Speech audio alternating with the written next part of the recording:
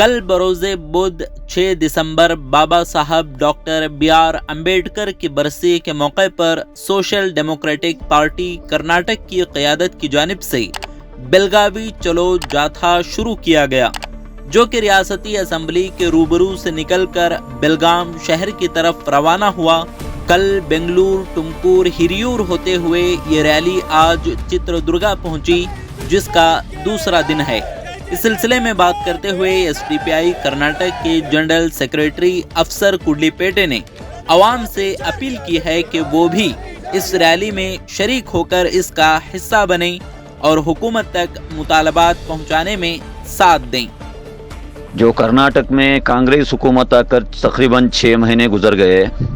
पिछले बीजेपी की हुकूमत के दौरान जो मुसलमानों का 2B रिजर्वेशन था 4%, इसको मनसूख करते हुए अभी 1 साल गुजर रहे हैं। कांग्रेस हुकूमत ख़ास करके मुसलमानों को ये वादा भी की थी कि ड्यूरिंग इलेक्शन कैंपेन्स अगर हम हुकूमत में आएंगे तो हम इसको रिस्टोर करेंगे, लेकिन तकरीबन 15 से 16 कैबिनेट मीटिंग्स हो गए, अभी तक एक कैबिनेट मीटिंग में भी ये एजेंडा नहीं आया।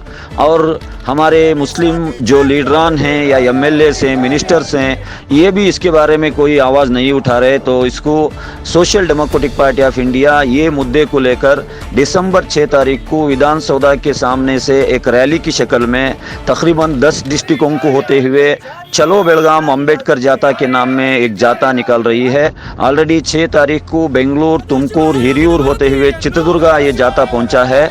आज 7 दिसंबर को चित्रदुर्गा से निकलते हुए विजयनगर और कोप्पल को पहुंचने वाला है। तकरीबन 6 दिन का ये जाता रहेगा और 11 तारीख को बेलगाम के सुवर्ण विकास सौदा को हम ये मांग लेकर इसके साथ सदाशिव आयोग की रिपोर्ट को बहाल करो और कांतराज कमीशन की रिपोर्ट को बहाल करो, ये दोनों मांगों को भी लेते हुए ये जाता निकल रहा है।